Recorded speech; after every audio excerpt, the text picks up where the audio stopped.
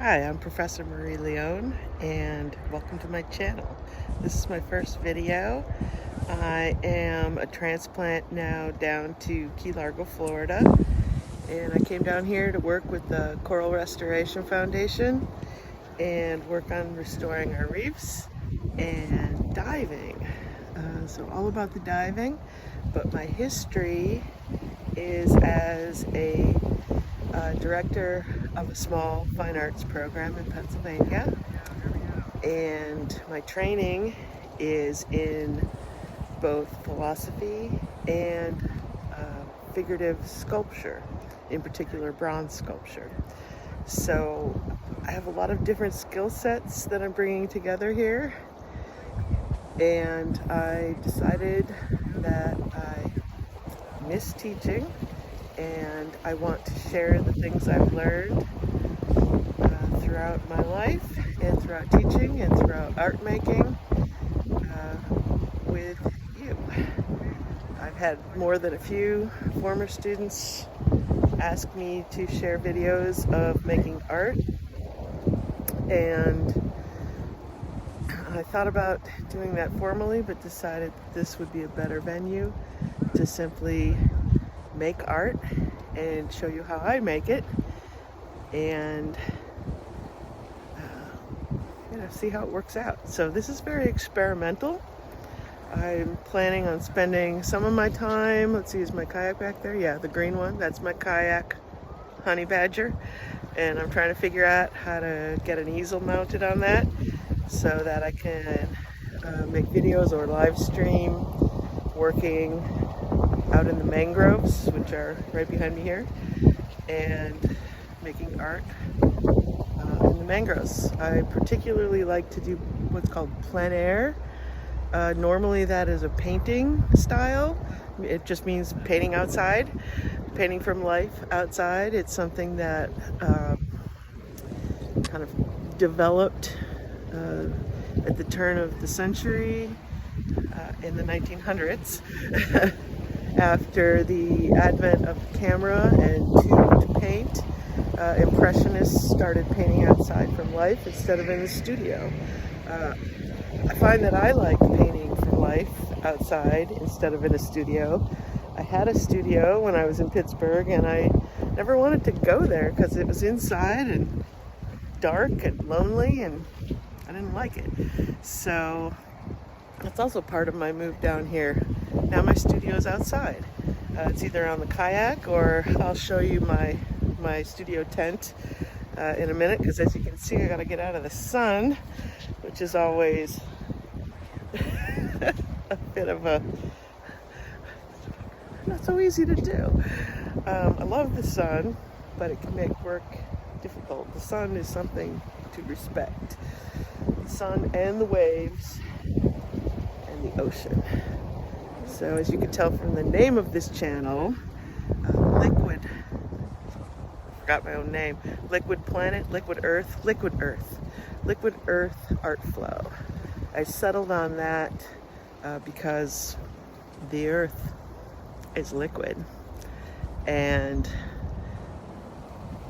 I think of art as a meditative exercise, so art flow felt right. I've taken up yoga since I came down here. I absolutely love it.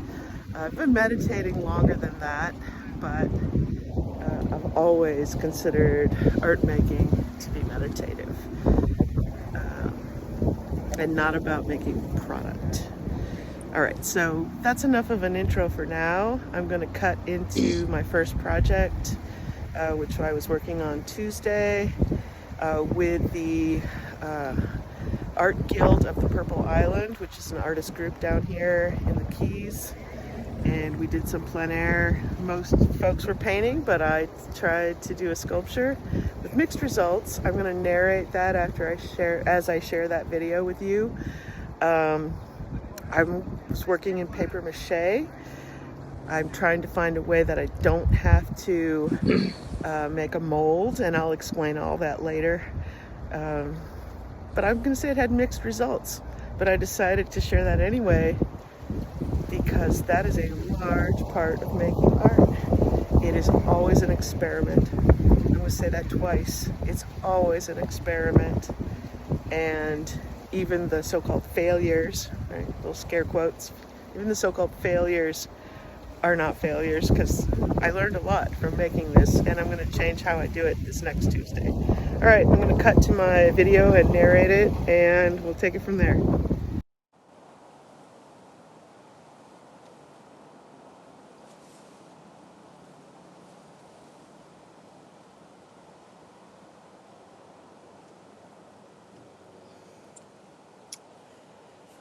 Okay, so this is the setup that I began with.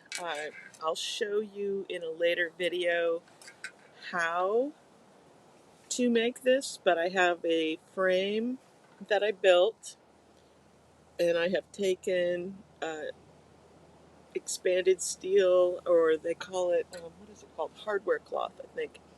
It's called hardware cloth. And it doesn't rust, and so that's important because I'm putting wet things on it, and as those things dry, if the substrate, which we call an armature, if that isn't rust proof, that rust will bleed through whatever you're putting on there. So I built this, and I built it with a curve because I thought I'd like that. Turned out I didn't like it for a number of reasons, one of which it's too springy, and it also remained kind of flexible, and I didn't like that either. But that might have been in part because of the mix that I made, the paper mache mix. I use a specific recipe that's called the ultimate paper mache, but I think I mixed it incorrectly when I scaled it up. I don't think I had enough um, enough drywall compound, joint compound. Yes, my paper mache includes joint compound. It includes toilet paper, joint compound, Elmer's glue, and flour, and then a little linseed oil to make it smoother. Um, but I'm going to mix some of that up, and I'll film that for you because I'm going to try to correct the batch I made and add more joint compound because it was just a little too papery. So I'm going to change that. All right, so we've got my frame. I've just got it propped up on a chair, which I'm not happy with either because that big black top of the chair is blocking your view. So I'm going to talk a little bit about all the things I don't like in both this artwork, in this experiment, and in my setup and in my video making. There's just lots of learning curves here. I don't like the angle, and you'll see momentarily. Oh, maybe not right away, but you will see pretty soon that my camera falls over because it's really windy. It was windy the day I went out, and it's windy today as well.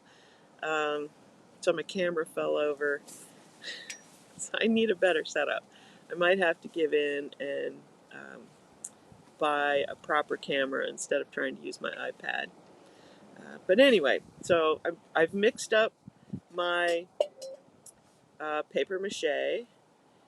I mixed that up the day in advance. I made the frame in advance, and I put out that uh,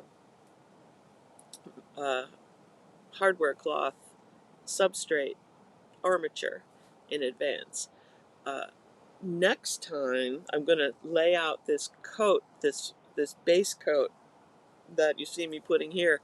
I'm going to have this ready to go and dry before I head out to do my work, because you don't need the landscape to do this part, and it would have been really nice if it had dried and was hard before I started trying to do the actual designing of my artwork. Um, you'll see a little later, it's very spongy, in part because I made the armature curved and arced, and in part because my joint compound, or my paper mache, didn't have enough joint compound in it. Uh, it just stayed springy the whole way through, and I didn't like that. So I'll do that differently in the next go of this. Alright, so I think this goes on for a while, and that's one of the things I decided to do, is to make these art videos real time, not edit them. I mean, not cut them down. So you're going to see exactly how long it takes me to make something, because I'm not going to cut the pieces out. I feel very good about this decision. I hope you agree, and I hope it becomes meditative for you. I won't always talk over the whole thing. My thought is to do some live streams from the kayak where I can show you as much of the nature that I'm enjoying, and show you the animals that I see in the sky and in the mangroves and in the water too. The other day I was out kayaking, and this huge eagle ray, swam right under my kayak, and there's just nothing you can do but just stop and appreciate the just the serendipity, the gift that is, because you don't know when they're going to show up, you don't know what you're going to see when you go out. So I was very grateful to see that beautiful eagle ray. So I'm hoping that if I mount, maybe I'll get a GoPro and mount it to my forehead.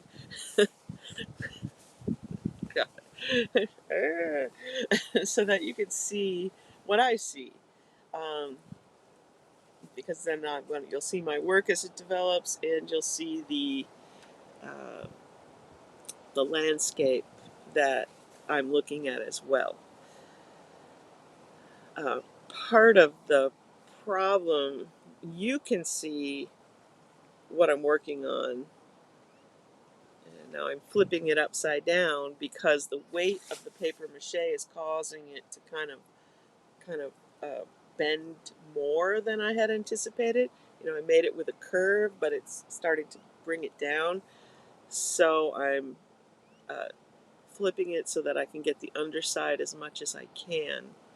At the end of this video, I'll show where it's at right now. I'm going to keep this one, but I'm going to use it for experiments. I'm going to use it to experiment with putting paint on there. I'm thinking about adding dye to the paper mache or the watercolors. We'll see. We'll see what happens.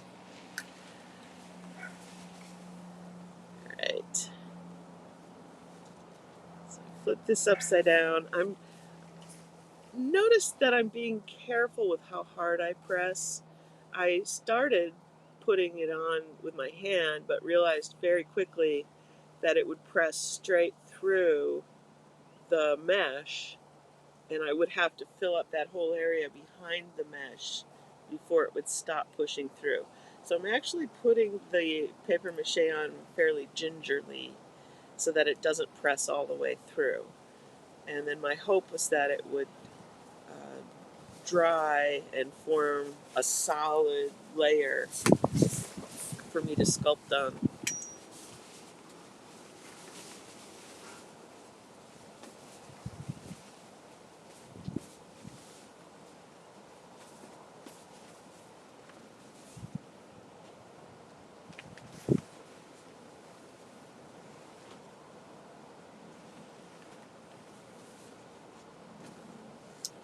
Yeah, so just flipping it is causing its own trouble. You see I've punched through some areas in the middle there.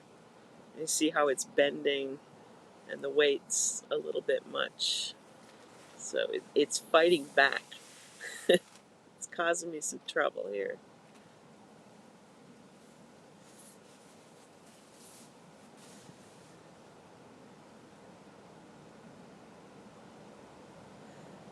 Yeah, normally when I've mixed this paper mache before, it works a lot more like a clay, and this was very goopy and sticky.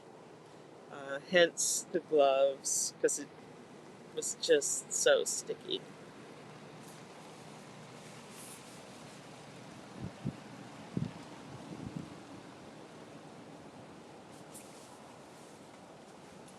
So I was working with the group this day. I don't think you see anyone in the videos, but I was with a group of uh, artists down here we were in Isla Morada.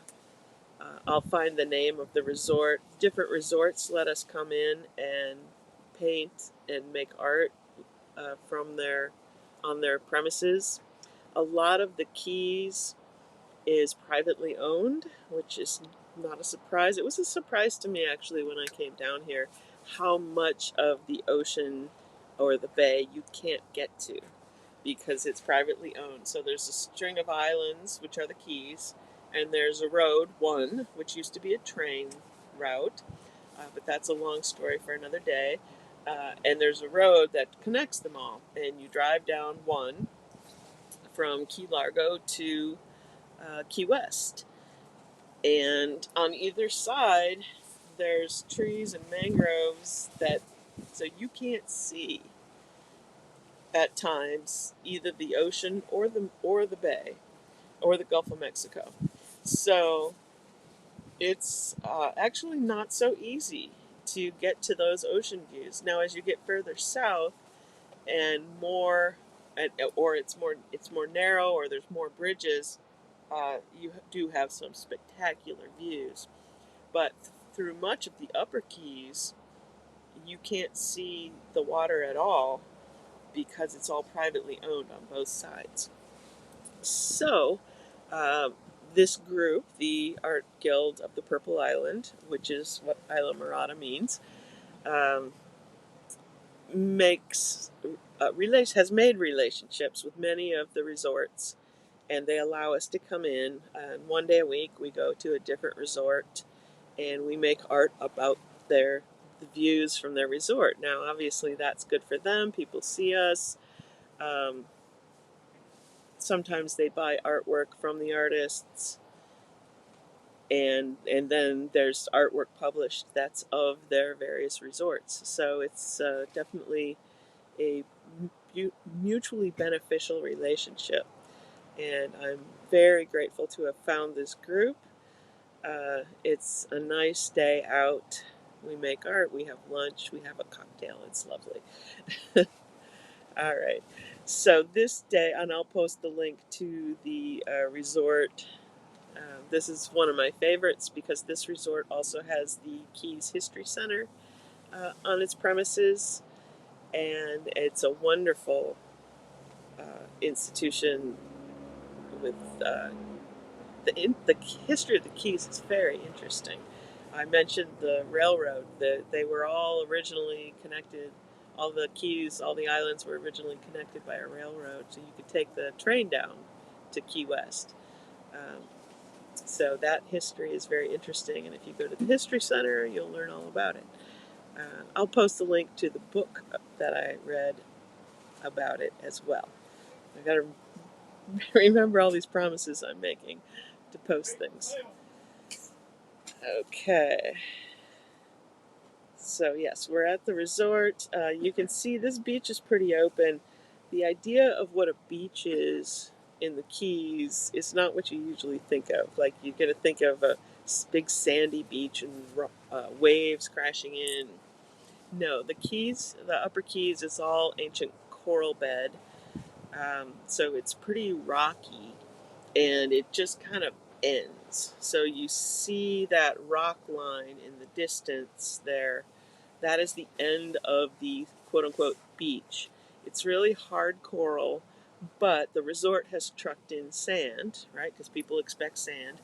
and the whole area is covered with sand, so you don't have that really rough, pocky, ancient coral. I'll film some of that at some point and show you what the coral looks like, or the dead coral, and this is ancient dead coral, so it's not like it's not contemporary dead coral.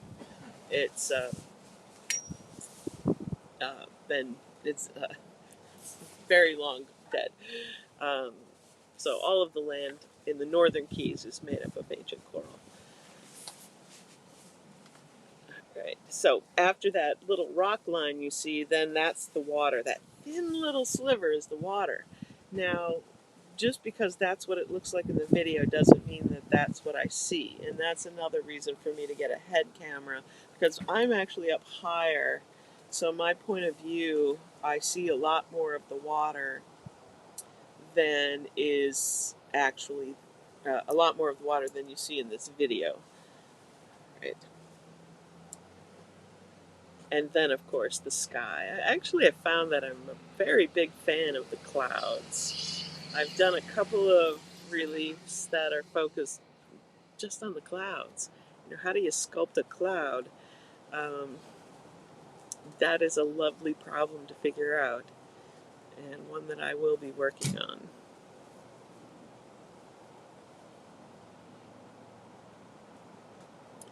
So far, all I've done is lay the foundation of this piece. I have not done any designing from life here at all. I would make the case that doing this outside, it affects how I sculpt it, even this part.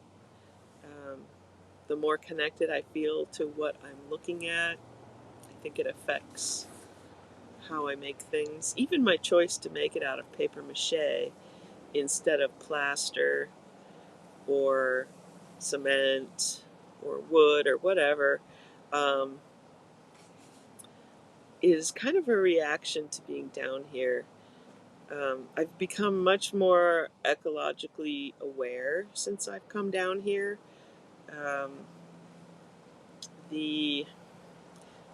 very aware of plastics, because as you've probably heard, there's a problem with plastics in the ocean.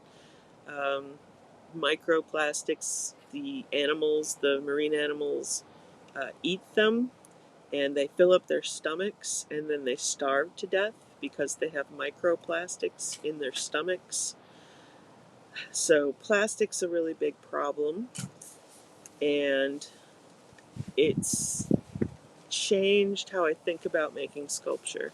Like, do I really want to make more things to pollute the world? I kind of like the idea of working in paper mache because I know it will break down.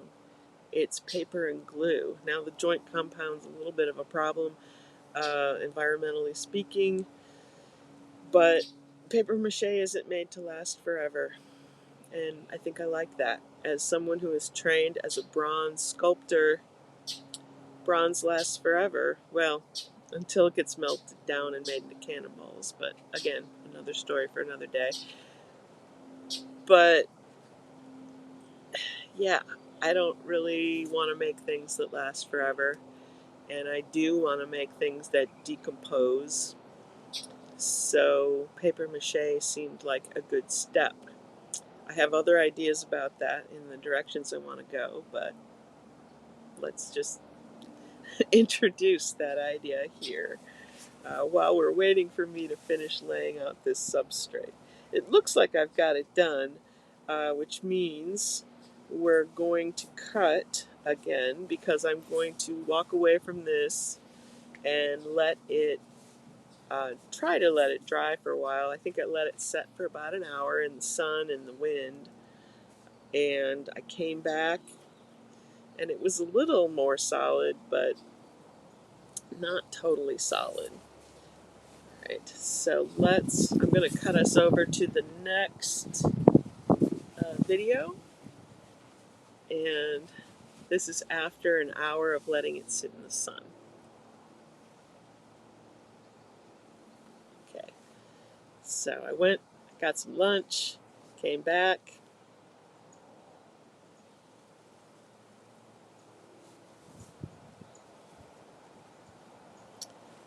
I think I'm talking. I hope I cut the talking out.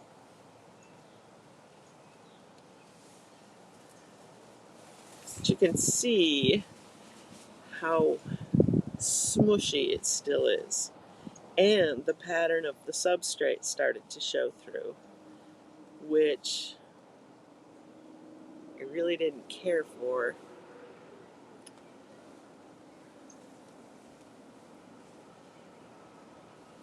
Now, this segment is pretty short because I had to cut after I dropped my camera, or the wind blew it over actually. Alright, so this is me starting in earnest. This is next Tuesday where I intend to start. I want to have all this done before I get to the site to sculpt.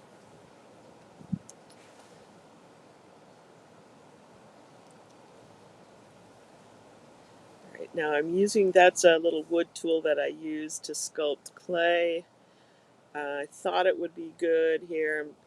Normally I might sketch out on paper ahead of time. I did do a little sketch for this, but I was not able to film it properly because the pencil's really light. So I do some sketching. I also take some pictures around me too, because I find that sometimes having a picture of what I'm looking at actually helps me to think two-dimensionally about my design elements. I don't ever copy from pictures, in part because I am frequently kind of mentally cutting and pasting. Like, I'm going to put things in that I couldn't really see from one point of view. So you see right there, I've laid in where I want the edge of the earth to be, and then I've laid in where I want the edge of the water, the horizon line where the water meets the sky. So I'm kind of laying those in, and I'm giving myself a lot more space for the water than you can see in this video, and it's probably even more than I can see uh, from my point of view. Now I'm planning on putting in a couple of the palm trees that I see. I like to have some strong verticals in my compositions, so I'm putting those in, and I'm deciding where they are. I'm going to take my picture out here so that you can see, and I'm just going to let it run a little bit, and then I'll be back.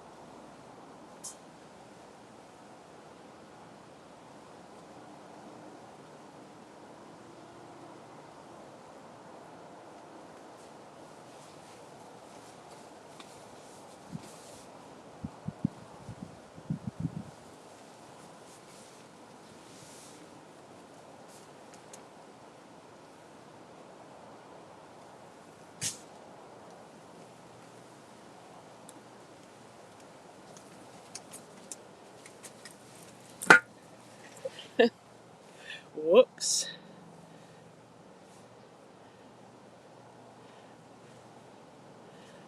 Okay, so you saw that my camera fell there. Um, Sorry about that, but live and learn, right? Okay, so I've marked in where I think I'm going to put things.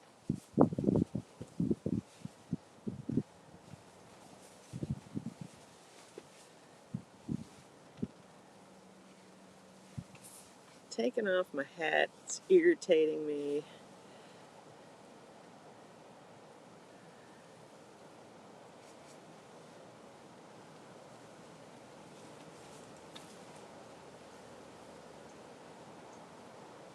I guess I had to take my gloves off to move the camera.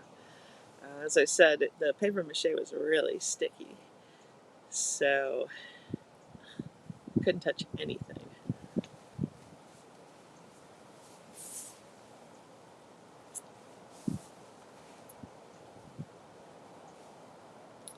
Maybe the next thing I'll learn is how to have the camera not shake from the wind. That might be something that's better once I get the GoPro on my head. Okay, I've got a big handful of the paper mache, and I've decided that the um, drywall palette knife is actually better than the wood sculpting tool for this purpose. And now that I'm thinking of it, I bet painting palette knives would be really good for this. I'm going to have to dig some of those out and bring them. So I've got this idea that I'm going to put a tree, a palm tree along the edge there, so I'm building it up. When you're working in a relief, you want to make sure your edges are really squared up, both the top and the sides. That's part of why I have this frame. My thought when I built this frame was that I would push the paper mache right out to the edge so that the edge was square. And that is what I'm going to do next week. I'm not going to mess around with this curved armature. I'm going to make it totally flat, and I'm going to fill the entire box with paper mache to make it more solid. It dries actually pretty light, so I'm not too concerned with it being a couple inches, maybe an inch, 2 inches thick at most, because I think that'll give it a nice solid feel that I want.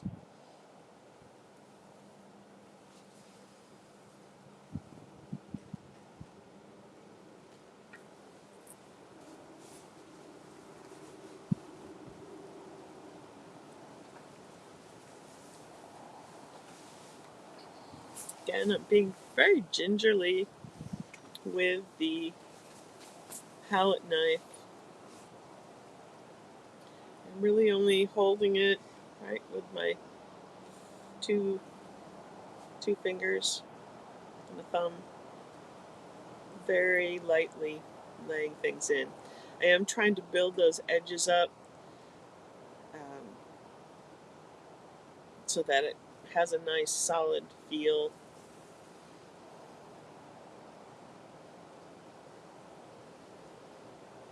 And I'm using the palm tree as my design element to create that strong edge.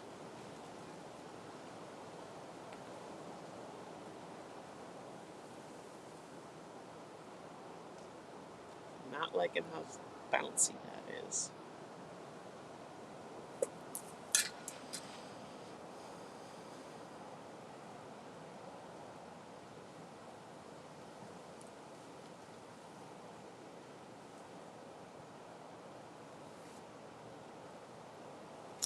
Trying to fill in some of the holes from where I pushed through with my fingers.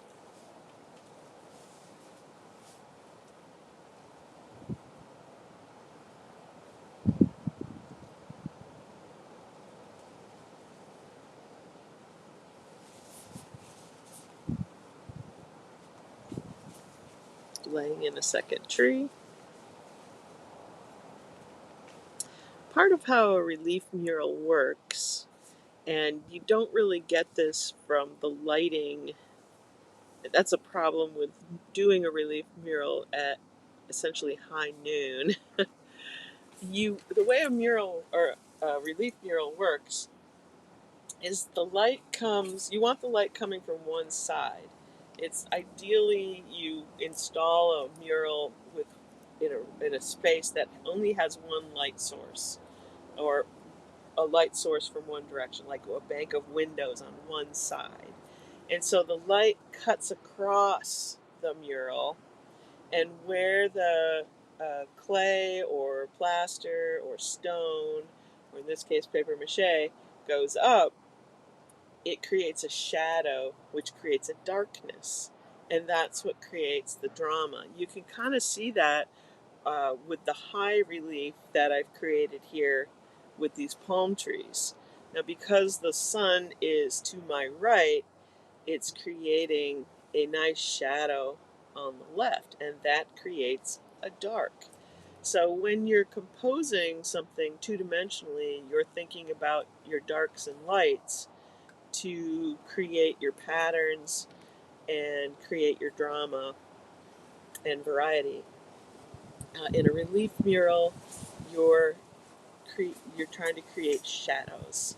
So really, the best time of day to work on a relief mural is either early in the morning or late in the afternoon, where the sun is coming in at an angle, a low angle.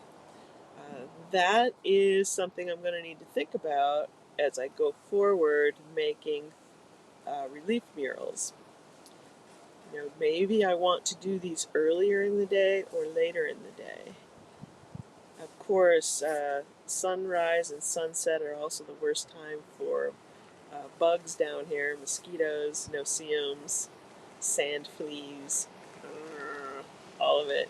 Hello! Um, hey, that's one of the things I'm also going to leave in. People, noises, where I am. Hey, um, you know, that's part of the beauty of plein air. I'm not in a studio in a little white box, right? So I'm out in the world, and we're going to hear wind, and people are going to stop by and say hello, and often comment on the work. I did not include the audio, I hope, from these videos, but I had people coming by to comment. They're off screen, so I think I cut the audio, but you know, this is my first time trying this, so I'm not totally sure. We'll find out. You know, I think um, a lot of us have been told not to do things half-assed in life, right? And there's a time for that, but there's also a time to half-ass it. And when you're experimenting, you know, you're trying to figure stuff out. And if you wait until you're going to be able to do it perfectly and, you know, in control of all the circumstances, you'll probably never do it. So it's best to just get out there and screw it up. Um, yeah. So I'm trying to lay in here what I see as the rock line that has been created at the edge of the quote unquote beach. I'm liking the shadows, and I'm liking, look at those two palm trees I've put in. I'm liking those shadows a lot. That creates a nice push and pull. And that's something I'm realizing. Uh, it's a good thing, even when you're working, to take photographs of your work, because it helps you to see it in a way you don't see it when you're looking directly at it. Like those lights and darks did not come out that dramatic to my eye sitting there looking at them. In part, the glare was so hard um, that it was difficult. I couldn't see the camera's picture at all because of the glare, which is why when you see me putting my hand at the end, I could see my hand, but I couldn't see the artwork.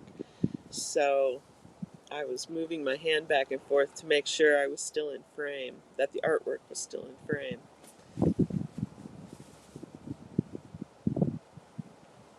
So it's helpful to sometimes look at a photo of what you're working on while you're working on it. And notice the sun changed a little, and now those palm trees don't create that stark shadow anymore. It's difficult to make a strong shadow with this paper mache how it is, because I can't get a nice crisp edge. And that is another thing I'm going to try to work around and fix by making my paper mache thicker with that joint compound. Now, I've just essentially eradicated my palm trees there. What I'm doing is I'm changing the angle of the sand, what constitutes the beach. And I can't very well go in behind those trees and do that. So I have to take them out, and if I want, put them back in later. You have to remain flexible to these kinds of changes as your work develops. You don't want to spend too much time being so delicate and particular with those palm trees at the beginning, because they might have to go out completely. And I decided, yep, they need to go. I might put them back in later, but right now I have to build up the sand because I want more three-dimensional aspect to it. So I'm going to make the sand come out as a harsher plane or a stronger plane here.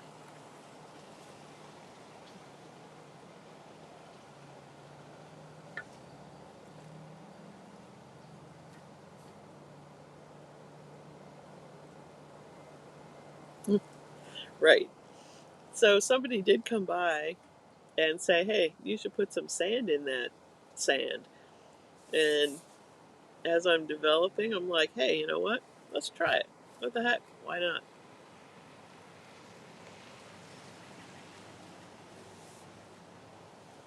And I do like it.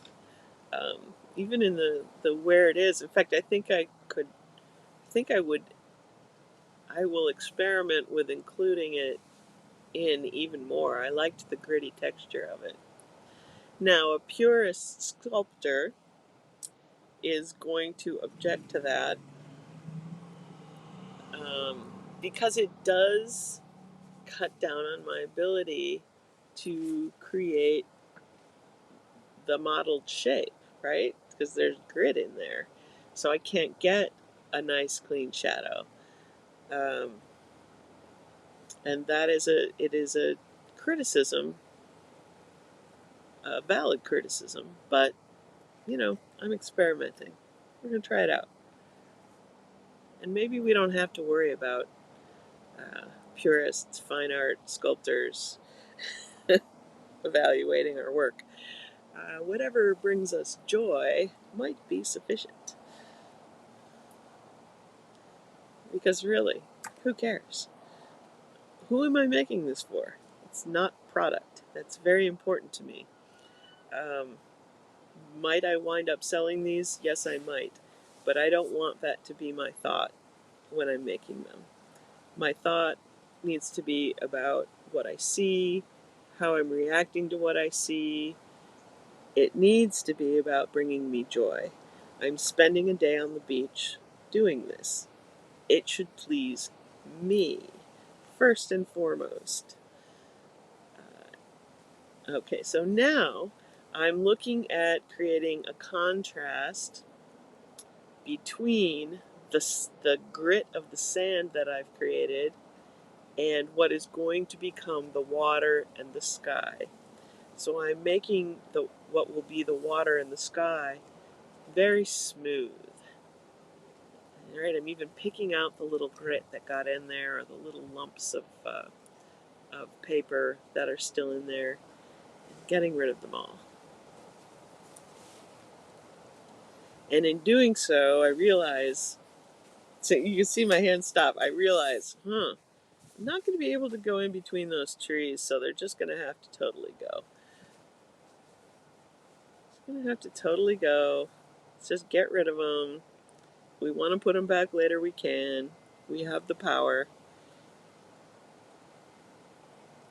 Yeah, you don't want anything in your artwork to be too precious until you're in the final wrapping it up stages. Everything has to be on the block.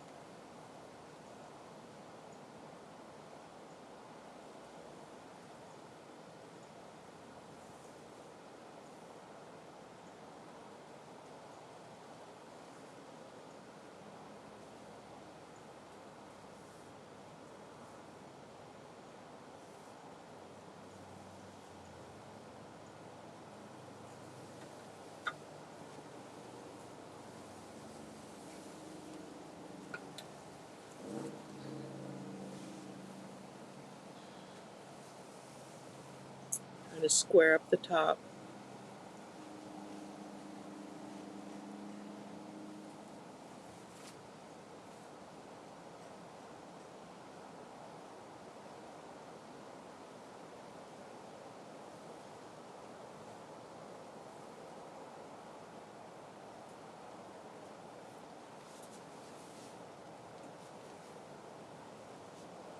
I do like the shadow that sand, that thick sand is creating.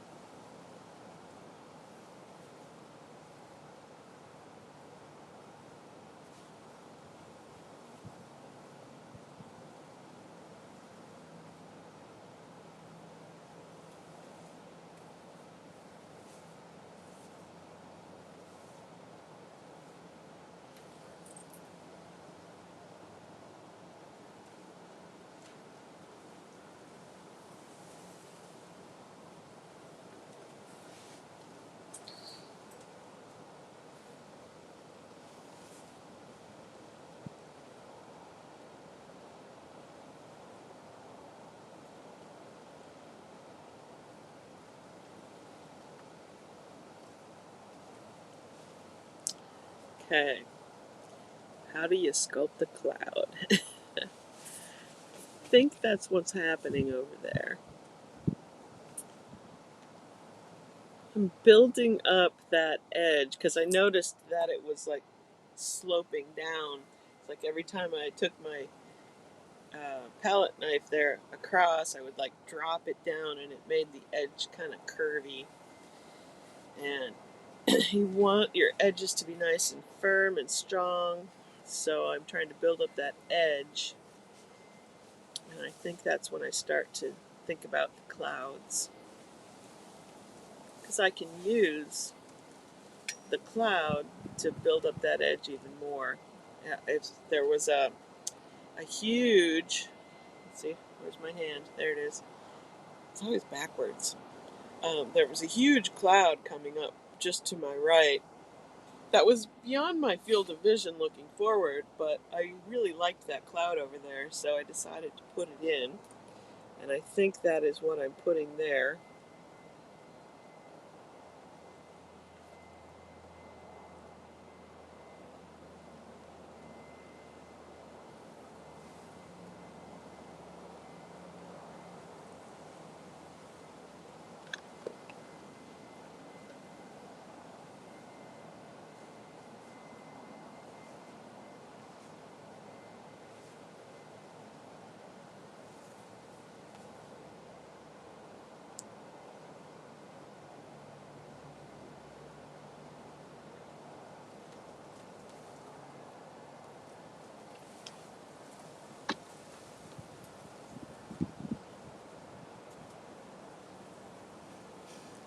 Still building up that edge.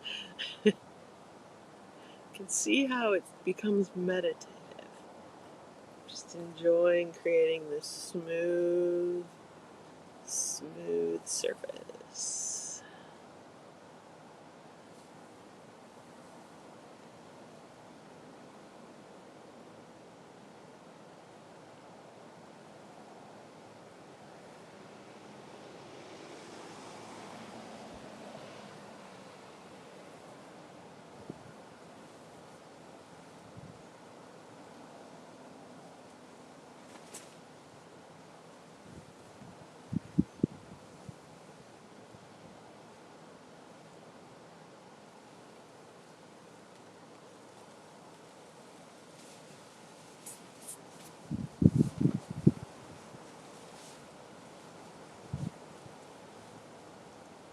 Come on, Marie.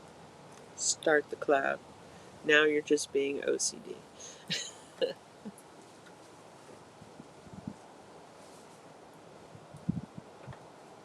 happens sometimes when you're working. You just get hyper focused on one little thing and just can't let it go. can't let it go. You have to kind of kick yourself and go, oh, okay, let it go. Come back to it.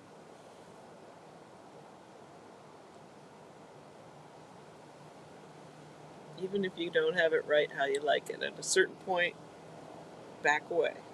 Do something else. Look at something else. Sometimes I'll pick up an entirely different artwork. If I can't let go, I'll pick up a different artwork and look at that just to break it.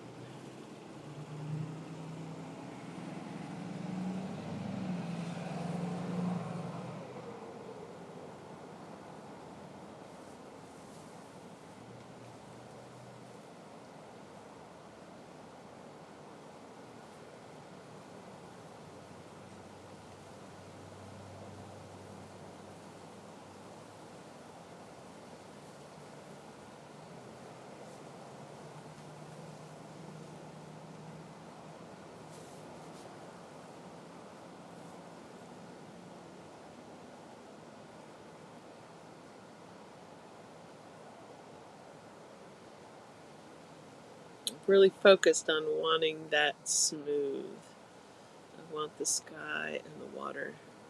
Well, I want the sky to be smooth. I'm going to lay in. Now that's me checking to make sure it's still in frame, because I can see the palette knife. I can't see, and the gloves. I can't see the work. All right.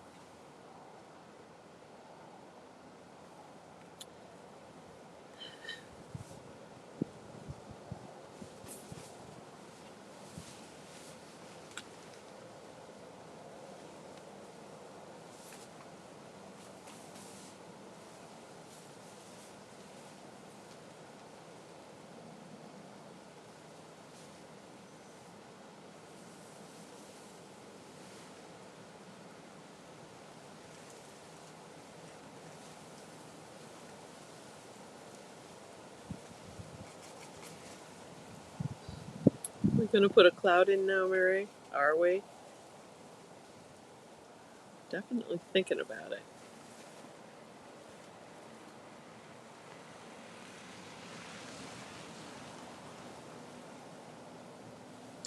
Got my sculpting tool back because I want to make some smaller marks. I'm feeling limited by that large palette knife. Yeah, I'm going to try my painting palette knives, which come in different shapes and sizes. They ought to give me more latitude when I'm working, more options, more variety. So next week I should have those.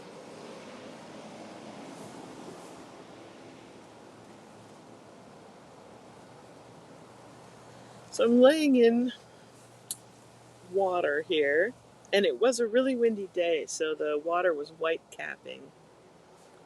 And I'm trying to put some texture in to express that white capping.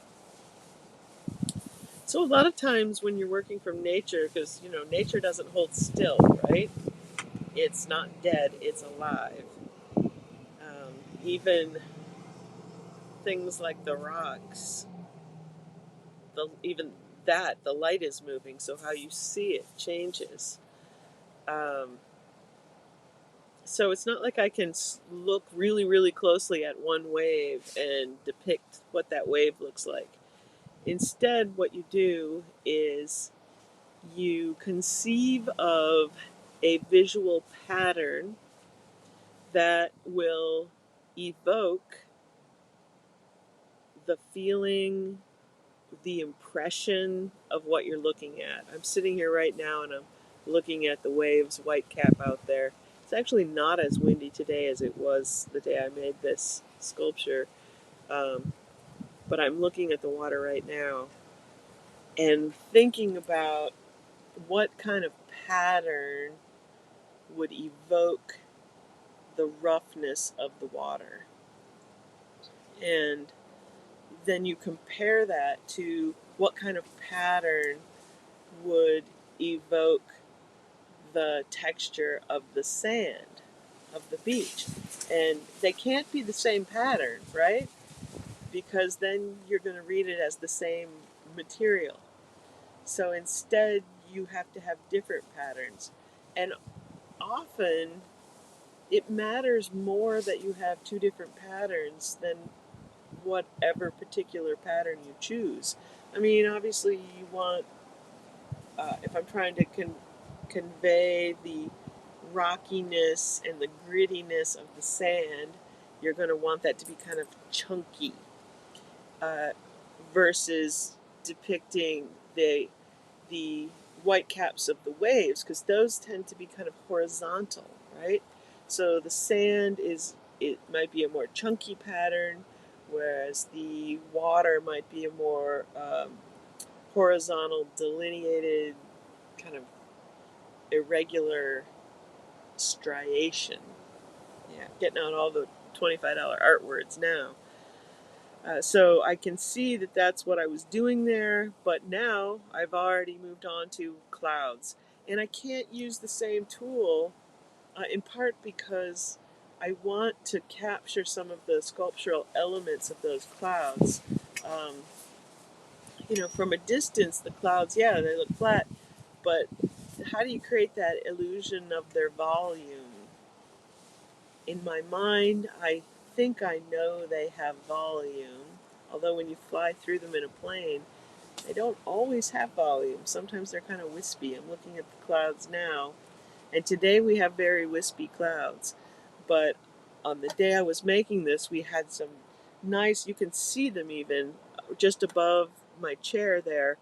They have those clouds have some nice um, solidity to them. And the ones that were over to my left that went tall had even more um, solidity to them. So I'm trying to depict the shape of those clouds. But in part because my paper mache is so gloopy, I've decided that just using my hand and kind of swirling the surface is going to be the way to make it, give it the shape I want. Now, I've sculpted clouds before in clay, and then I will create nice edges to them to capture that light and kind of facet the clouds, kind of like you would facet a diamond or something, so that the light reflects off different parts. I'm not totally happy with the edges I got in this relief because my material was more like frosting and less like clay. So, as I've already discussed, I'm going to try to correct that. Alright, so I'm trying to make these clouds. My material's not exactly right. The lighting isn't exactly right. My substrate, which is kind of bouncy, isn't exactly right. I just got a lot of things that did not turn out how I wanted. But we press on.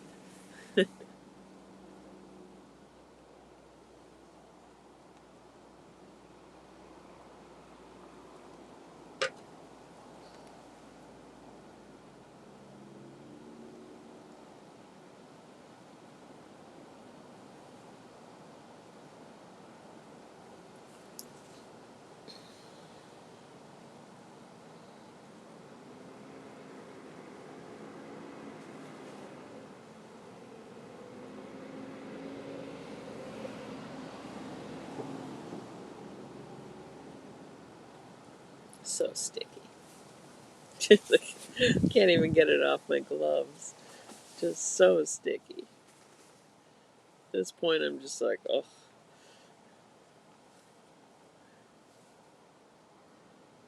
I'm doing more of the little twirly stuff. Trying to get it to do what I want. It's fighting me.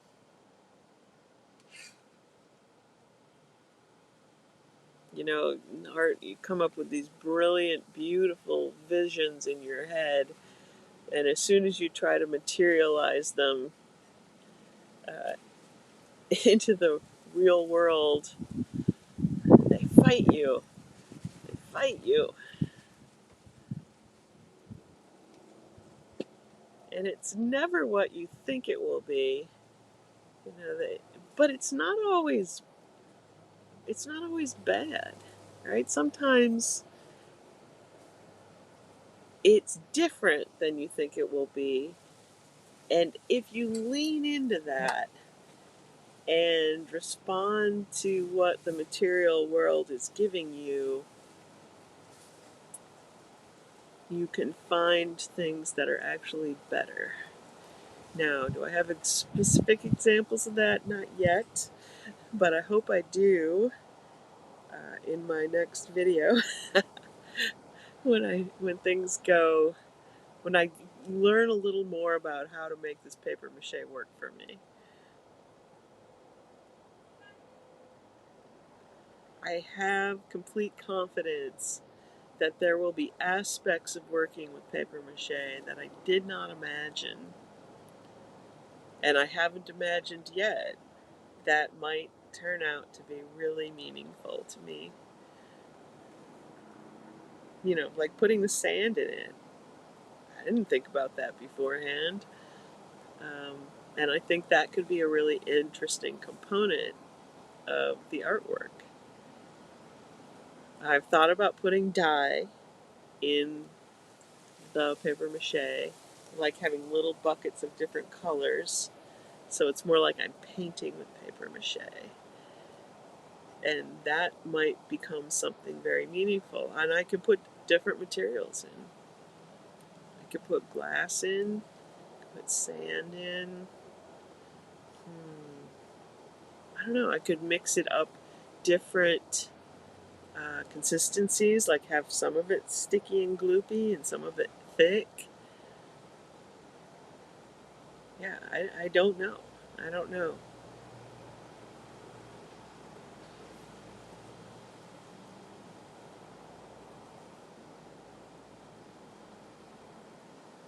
It'll be interesting. If you guys have ideas that you want me to try, you can respond in the comments.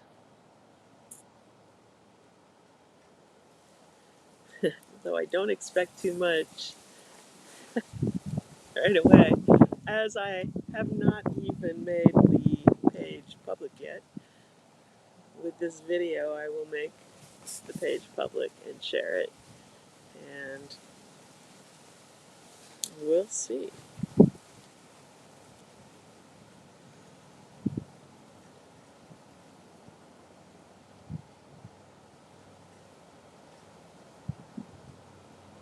It's one aspect I didn't quite think of, is that I'm going to spend a couple hours sculpting, and then I'm going to spend a couple hours making these videos. But I think that's okay. It's interesting to watch your own work. It looks different than I expected.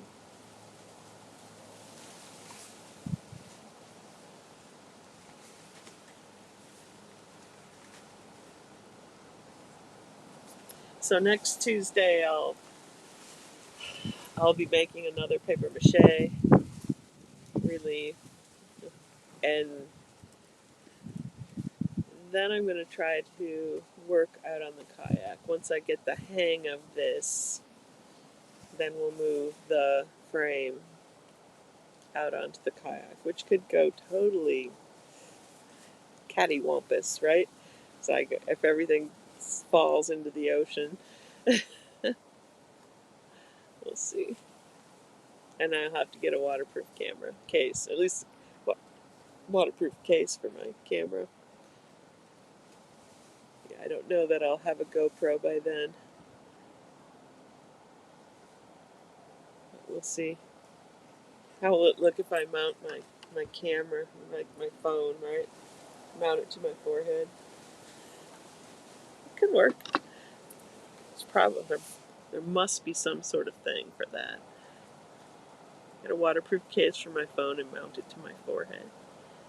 Yeah.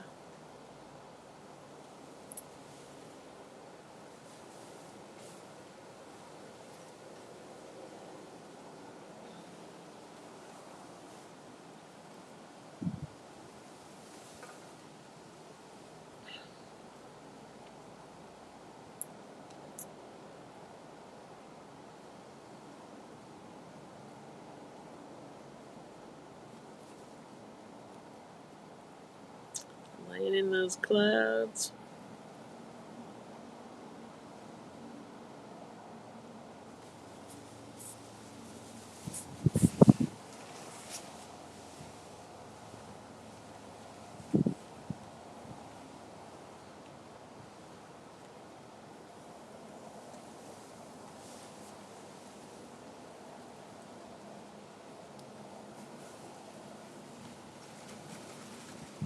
Thought about putting music on these. Sometimes when I'm out on the boat, I will play music. But two things. I think that YouTube takes down videos that have other people's music in them. And I don't know. I mean, a lot of times at home, I'll play videos while I'm doing other things, and I will often have my own music on. So that was one of the other things I thought too. So maybe I'll make some with music, but that's another thing. You can let me know if you want some with music or not.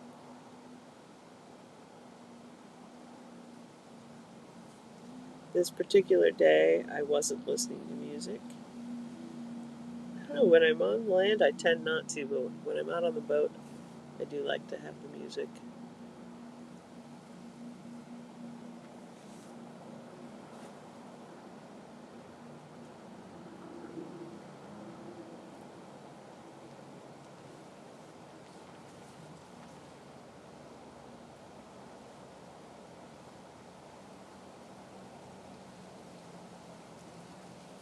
I think those clouds are looking pretty nice.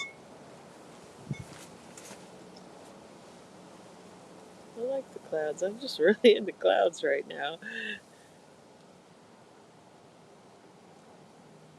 In fact, I think I'd kind of like this more if the earth, if the ground line was further down so that there was less ground and more sky.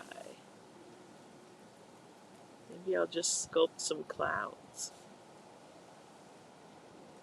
Which kind of begs the question whether I need to go anyplace but my own yard anyway.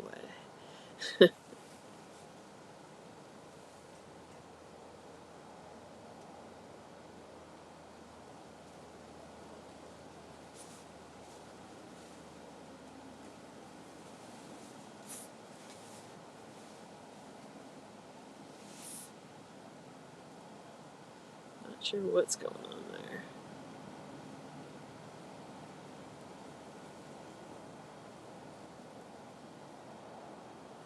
Yeah, I like those clouds.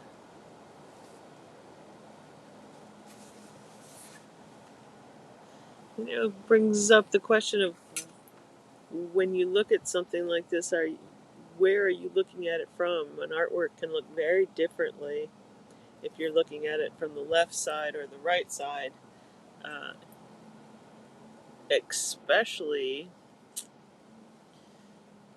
three-dimensional artwork and especially relief murals. It can change a lot from your point of view. I mean, obviously, a three-dimensional artwork, when you walk around it, it's totally different work from every different perspective. Okay, I think I'm just doing some little finishing fiddling here.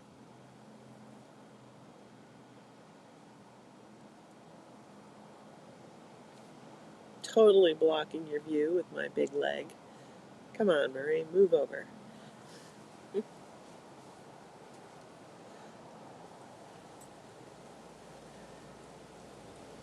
I think I recall needing to move over so that I could kind of get a square look at it to decide if it was level.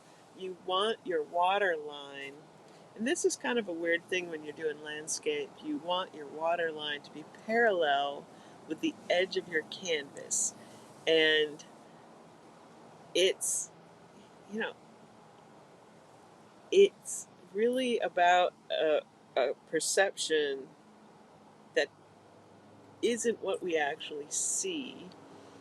Um, we think about water as always being level, and so if the water line isn't level in your composition, then it feels off balance to us. Now, sometimes this can be really weird when you're making a landscape painting or sculpture, because sometimes the shoreline's at an angle, and then you want to put the water line at an angle, um, and that will feel off in the artwork. So I backed up there to make sure that my horizon line was parallel with the edge of my canvas. It doesn't need to be parallel with the shore. It has to be parallel with the edge of my canvas, because that's what we read as, I don't know, the edge of the earth, right? That is gravity right there. That is the infinity line. I could talk endlessly about horizon lines. I'll save that for another day too. Okay.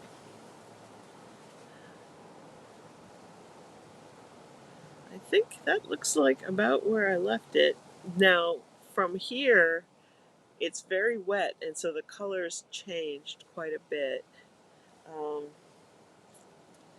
I'm not going to include that video in this one. I'll put it in the comments, like a picture of what it looks like when it dried. Because I still haven't gotten a good picture or video of it that I like. But I'll make a couple more videos. I'll make one showing you how I made my paper mache. I should have filmed that when I made it. I can show you how I made my armature wire structure, and I can show you the finished product here. Oh, I called it a product. Ooh, bad. I'm using my stick there to try to make sure that my distance between my shoreline and the edge of the canvas is the same, because I wanted my shoreline lined up with the edge of my canvas or artwork on this particular artwork. Again, that's not always necessary, but it is necessary that your water line is parallel with the edge of your canvas or your artwork. Okay, sorry for the abrupt ending there. Something went wrong with my recording. I'm learning. So I thought I'd wrap up this week by showing you the finished product. There's that P word again. The finished experiment, and we'll call it a day. And come back on Tuesday and try again. So let's see. Can I flip this? I can't flip it. We're gonna try. Hold on. Okay, so here's the finished work. Well, finished, I'm using that word loosely. This is the state it's in, for better or worse. There are things I like, things I don't like. It's still not totally dry, which is why you're getting the color variations. And as you can see, this is what the backside looks like. So this is the wire, and that where it's taped right here, that I attached a wire to hang it on the wall. You have to do that at the beginning, because once you get it all embedded with plaster or paper mache, you can't do it then. So that tape's on there just so I can peel that off and easily expose that wire to hang it. So there are things I like about it. You know, I like the texture that I'm getting in here, and I like the clouds. But I'm not so crazy that I'm still seeing some of the hardware part, the metal cloth coming through the substrate, the armature. But you know, I'll practice with that. I'm going to keep this piece to play with and practice color on, and then we'll move forward next week, and I think that's going to be enough. So that's it for our first experiment. I have got to get on to doing other things before this storm blows in today. Wish I could flip back and forth between front camera and back camera. It's storm's coming in. I'm in my little studio tent here. And thanks so much. I hope you will subscribe and watch more of my videos. I'm tired. This was a lot of work. See you next week.